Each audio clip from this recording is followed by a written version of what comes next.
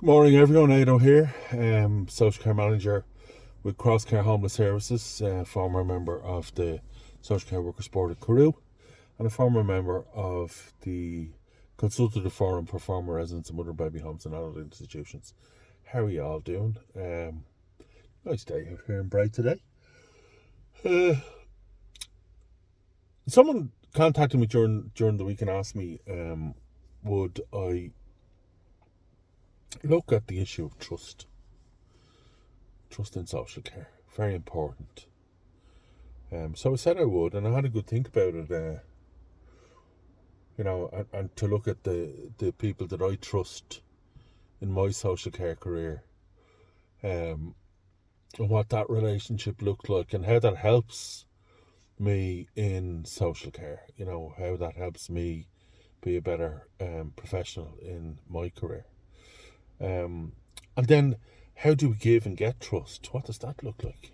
So I had a good old reflection on some of that. And I suppose in social care, certainly, I'm only speaking for my experience, right?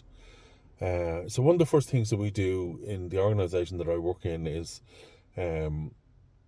when you do your induction and all, and when you're starting with a new service in the company, or when you're starting in our company, we sit down. You're introduced to your supervisor, and we sit down. We do a supervision contract, and in the supervision contract, it's explicit what the relationship would look like, and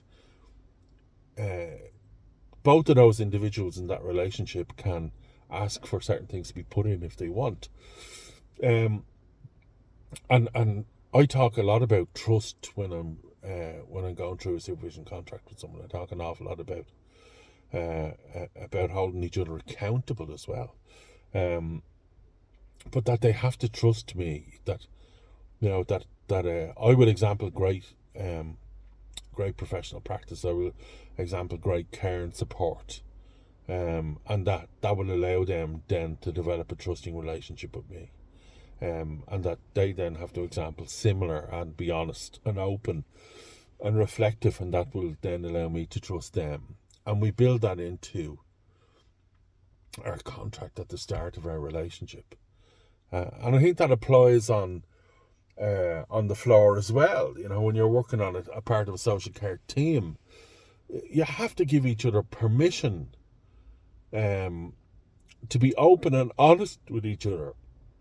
If you don't start the relationship with openness and honesty, and give each other permission to be able to critique each other's work and support each other, well, then you can't develop a trusting relationship. And if we can't develop trusting relationships with each other, how do we then know, or how do we then learn, or how do we then understand to build trusting relationships with those that we serve, i.e. our clients, or our residents, or whatever particular title your organisation uses? Because they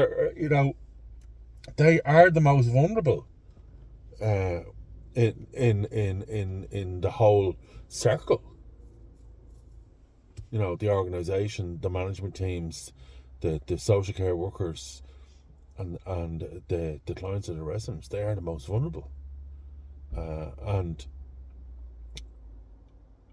if their trust is breached in any way, that could be extraordinarily damaging for them.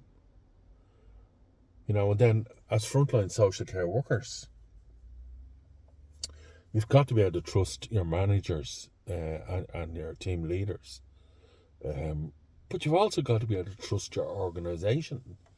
And, if when you join an organisation, they tell you they're going to do one thing and then they do something else, well, then that's very challenging for you to have a very positive relationship with that organisation.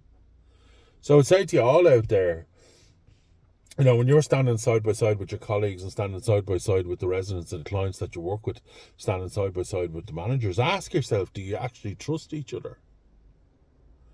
Do you trust each other to support each other? Not to have your back to cover up, but to support each other.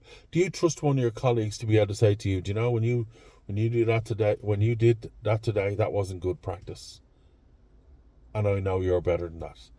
Do you trust your colleagues to be able to do that?